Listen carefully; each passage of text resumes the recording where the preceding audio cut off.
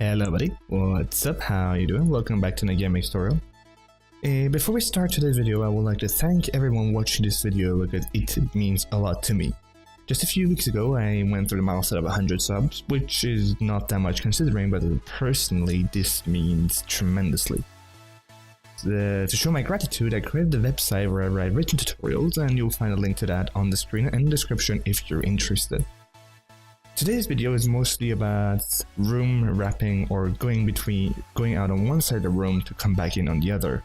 As you see here, you go in and smoothly come out on the other side. It's very simple, so let me get up GameMaker Studio and I will show you how to do it.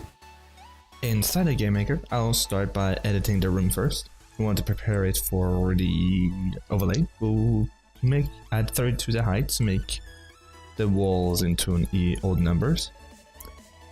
And I will just prepare it and I'll come back to you. Like so. Continuing, under our object we want to add in a group, and I'll call this characters. This is where the player and the enemy will go, and I will also add one more thing here which will be a parent for all kind of characters. And here we can add code that will be the same for each character on the screen. I'll give this parent to both the enemy and the player, and then we can do the overlay code inside the character because they're both of the objects that we want to be able to overlay has this as a parent. Now there's multiple ways you could do this. You could do a step, you could do a collision with an item outside the screen, but to me I think the easiest way would be to go to other outside room, and this will check whenever when you get a pixel right out. Code will run when you get one pixel out of the screen and while you are outside of it. And when I say that, I mean when your origin is outside the screen. So to not just jump from one side of the screen to the other while being visible, we want to have a distance which is right width divided by half, so we can put both our origin and our whole body outside the screen. I want to check if x is less than 0 minus this, so it's like it's completely out of view. And then we want to set our distance, we wanted to set it to to equal to room width plus this. This way we will also start outside the room, so we just move in. Then we'll do else if x is greater than room width plus this.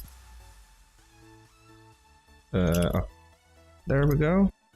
Then x is equal to 0 minus this.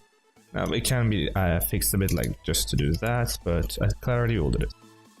Now if you wanted to do a vertical check as well, we could do else if y is less than 0 minus this the same way.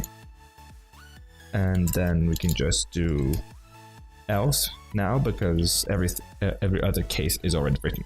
But since I only have a horizontal one, this is fine. Last thing we need to do is set our move timer to equal to this, because that's the amount of pixel we need to move to get into the center of another grid. And that was that, as simple as this. If you like this video and would like to see more content like this, then you can check out my channel and subscribe to me. I'll be posting regular content. And if you really loved it and would like to support me creating these kind of content in the future, maybe even some courses for people that are interested, then you can check out my Patreon, which you'll find on the screen and in the description. Until next time, goodbye and have a great day.